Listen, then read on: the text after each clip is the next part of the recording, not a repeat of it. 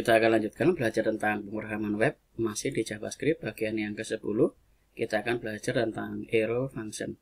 Kita langsung ke materinya saja. Kita buka javascript.info. Di dalam sini kita akan belajar untuk menggunakan arrow function. Ada contoh-contoh yang sudah disediakan oleh javascript.info ini. Kita akan belajar dari yang pertama dulu.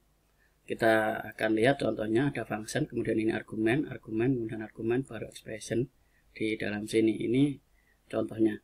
Kita akan coba lakukan di dalam VS Code. Kita ke VS Code-nya. Kita akan buat di dalam JS, new file. Kita akan buat beri nama arrow function.js. Kita enter. Kemudian jangan lupa di dalam indeks ini kita akan pindahkan ke arrow function.js. Kita Ctrl S. Di dalam sini, di dalam javascript.info kita bisa membuat fungsi dengan cara seperti ini. Jadi kita bisa membuat sebuah nama fungsi, misalnya di dalam sini let fungsi sama dengan, jadi let fungsi, kemudian diberikan contoh, baru penulisan fungsinya itu ada di dalam sini. Nah, ini function. Jadi name-nya ada di dalam sini, name. Kemudian ini kita hapus. Paramnya kita akan hapus. Kemudian kita bisa buat di dalam sini console.log. Kemudian kita buat belajar function. Seperti ini. Kemudian cara pemanggilannya adalah sama. Kita akan panggil fungsi, kemudian kita kasih, jangan lupa karena function berarti harus menggunakan buka kurung tutup kurung. Kita Ctrl S, kemudian kita lihat hasil di dalam sini. Nah, ini belajar function. Jadi caranya seperti ini. Jadi kita bisa mendeklarasikan sebuah variabel. Nah, variabel kemudian diisi dengan function buka kurung tutup kurung, dan hasilnya seperti ini. Kalau kita menggunakan sebuah parameter di dalam sini, misal saya tulis di dalam sini nama belajar function, kemudian saya kasih nama. Nah, ini sama belajar function, kemudian di dalam sini saya kasih petik-petik Johnny. Nah, kita Ctrl S, kemudian hasilnya bisa kita lihat di dalam sini, belajar function Johnny. Nah, itu cara pembuatan sama. Kemudian kita bisa menyederhanakan seperti ini menggunakan contoh yang kedua dari ini, menggunakan arrow. Jadi fungsinya ini langsung diganti di dalam sini, dihilangkan, diganti dengan sini ada panah. Kalau contoh seperti ini kita akan buat yang kedua, yaitu let. Saya beri contoh supaya namanya beda saja. Kemudian sama dengan setelah tulisan sama dengan ini, kemudian kita masukkan kurung parameternya. Kurung parameternya, misalnya di sini nama, kemudian di dalam sini panah. Setelah panah, contoh di dalam sini, baru kemudian kita tambahkan di sini, kita akan berikan console.log, kemudian isinya kita akan tulis belajar function, kemudian saya isi spasi, kemudian plus, saya buat nama, kasih titik koma. Untuk memanggilnya saya akan panggil contoh di sini, contoh. Kemudian di dalam parameternya saya tulis Budi. Kita Ctrl S, kemudian kita akan lihat hasil di dalam sini, belajar function Budi. Jadi ini sama. Si function yang atas menggunakan fungsi, cara manggilnya dengan menuliskan function ini, kemudian sini ada nama, kemudian ini console log belajar function. Ini cara yang ini kita bisa menuliskan dengan model arrow. Sini menggunakan panah, parameternya ada di dalam sini, baru kemudian isinya di dalam sini. Kemudian kalau misalnya saya akan buat lagi sebuah fungsi seperti yang dicontohkan di dalam sini, yaitu penjumlahan dari A, B, hasilnya di dalam sini. Kita bisa tuliskan, kalau menggunakan fungsi biasa, kita bisa membuat sebuah let tambah. Kalau menggunakan cara biasa, yaitu kita akan tulis sebuah function.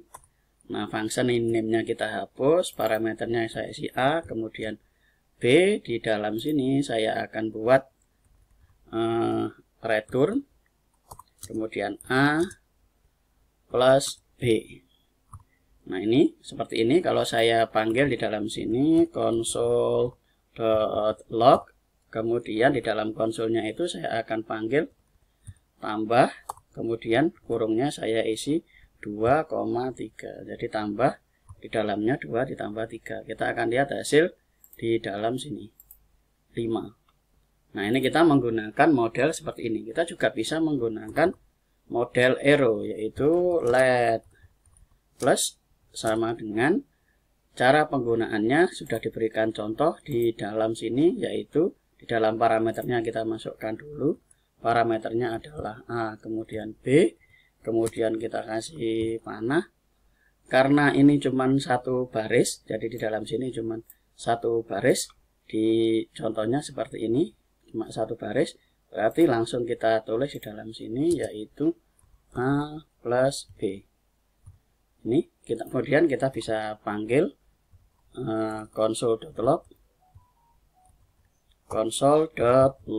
kemudian kita panggil namanya yaitu plus, kemudian buka kurung 2,3. Kita Ctrl S, kita lihat hasil di dalam sini. Nah, ini sama, hasilnya sama 5, yaitu caranya seperti ini. Jadi ini menggunakan arrow function untuk mempersingkat penulisan. Jadi cara yang ini juga bisa menggunakan function AP, simpan dalam tambah. Kalau seperti ini juga bisa let plus, ini parameternya, baru kemudian panah, kemudian ini hasilnya. Hasil yang diretur, kalau ini kan kita menggunakan retur A plus B. Kalau menggunakan retur seperti ini, kita bisa langsung melakukannya di dalam arrow function. Lebih sederhana dengan seperti ini. Ini parameternya, jangan lupa. Kemudian ini panahnya, kemudian ini isinya. Isi yang kemudian di retur. Itu contoh yang sudah diberikan di dalam arrow function yang ada di dalam sini. Nah, berikut seperti ini lagi, let n, kemudian di sini n pangkat 2. Kemudian ada contoh lagi. Kalau menggunakan di dalam sini satu parameter saja, ini kan menggunakan 2 parameter. Kalau satu parameter saja kita tidak perlu kurung. Contoh let hasil sama dengan, langsung kita masukkan variabelnya A. Kemudian seperti contoh di dalam sini, isinya misalnya isi darinya adalah A kali 2. Nah, ini. Kemudian kalau kita ingin melihat hasilnya, console.log, kemudian di dalamnya adalah hasil, kita kasih kurung. Di dalam sini kita masukkan parameter A. A-nya misalnya 4. Kita kasih titik koma, belakangnya kita Ctrl S, kita lihat hasil di dalam sini, yaitu 8. Kalau menggunakan satu parameter, nah di dalam sini otomatis di prettier ini akan dikasihkan kurung. Jadi kita bisa menuliskan seperti ini, tanpa kurung boleh, nanti di dalam sini otomatis akan diberikan kurung sendiri oleh prettier ini. Jadi langsung isinya A kali 2, ini sama dengan retur seperti ini. Itu penggunaan dari arrow function lebih sederhana. Ini contoh lagi, kalau kita langsung bisa menampilkan tanpa parameter dan kita langsung menjalankan, kita bisa melakukan seperti ini. Let lagi sama dengan buka kurung, kemudian panah. Kemudian kita bisa langsung hasilkan console.log. Kita buat coba lagi. Kemudian kita bisa panggil lagi, buka kurung, tutup kurung, titik koma, kita Ctrl S. Kita akan lihat hasil di dalam sini, coba lagi. Kita bisa melakukan seperti ini. Nah, kalau bagaimana kalau ininya banyak? Kita bisa let belajar. Jadi ini kita kasih panah, ini kurung biasa lagi. Kemudian ini panah seperti ini, kita kasih kurung kurawal. Kita buat console.log, kemudian di dalam sini kita kasih baris 1. Jadi kita akan buat dalam 3 baris. Ctrl C, kita paste. Nah, ini diibaratkan di dalamnya itu ada banyak baris. Ini baris program, jadi ini kita ke 2. Kemudian ini 3. Dan coba kita kasih lagi baris selanjutnya. Karena kita tidak tahu isinya berapa. Kemudian kalau untuk memanggil di dalam sini, kita bisa panggil menggunakan nama fungsinya yaitu belajar. Belajar, kemudian ini seperti ini. Ini function tanpa parameter untuk memanggil semua. Kita akan lihat hasil di dalam sini. Nah, ini. Coba lagi baris 1, 2, 3, dan selanjutnya. Kita bisa menggunakan arrow function dengan cara seperti ini. Yaitu let nama fungsinya sama dengan buka kurung tutup kurung panah baru kemudian isinya. Kalau lebih dari 1 baris. Nah, ini menggunakan 1 baris, tidak perlu kurung kurawal. Kalau menggunakan parameter seperti ini dengan return atau output, kita bisa langsung masukkan variabelnya di dalam sini. Kemudian panah isi yang diproses. Itu contoh penggunaan dari arrow function. Nah, supaya lebih detail, silakan dipelajari di dalam sini. Jadi ada banyak penggunaan dari arrow function. Contoh di dalam sini, ini juga ada welcome, kemudian di sini ada age lebih kecil dari 18, kemudian ada alet. Kita juga bisa membuat contoh seperti ini, yaitu kita dengan pengujian. Jadi let uji, kita buat hasil di dalam sini, ini diuji apakah nilainya lebih kecil dari 18. Jadi di dalam sini kita akan buat let nilai kita isi dengan 6. Jadi 6 kita akan uji di dalam sini menggunakan sebuah hasil seperti ini. Apakah nilainya lebih kecil dari nilai lebih kecil dari 7. Kemudian di dalam sini jika iya maka kita buat function lagi. Jika iya, kemudian dia panah, kita akan buat console.log, kita isi dengan gagal.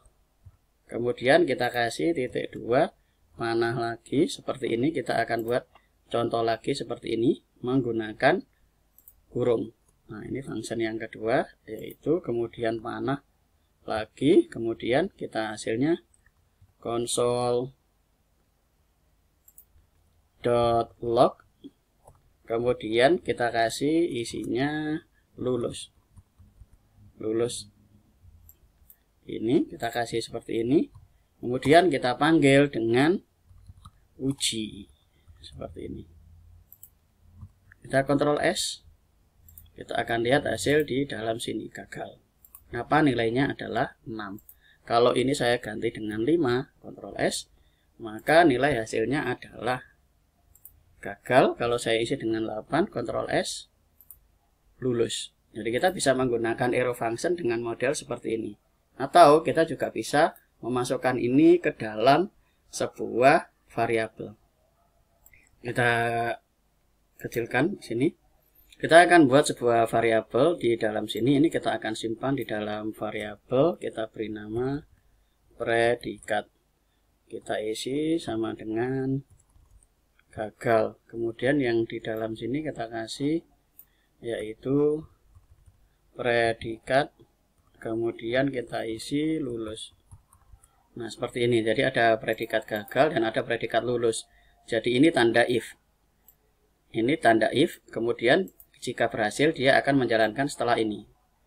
Nah, jika nilainya lebih kecil dari 7, dia akan menjalankan ini. Jika lebih besar dari 7, dia akan menjalankan setelah tanda titik 2 ini. Baru kemudian kita taruh di dalam sini. Di bawahnya ini kita akan buat console.log. Kemudian yang ujinya ini kita akan pindahkan. Ctrl X. Atau kita langsung tulis saja di dalam sini uji. Jangan lupa kasih kurung, tutup kurung. Kita kasih titik koma, kita Ctrl S. kita akan lihat hasil di dalam sini lulus. Kalau ini saya kasih di angka 3 atau 4, kita Ctrl S, hasilnya adalah gagal. Jadi dengan cara seperti ini kita bisa membuat sebuah arrow function. Jadi nanti kalau Anda membuat function, bisa salah satu caranya menggunakan arrow function.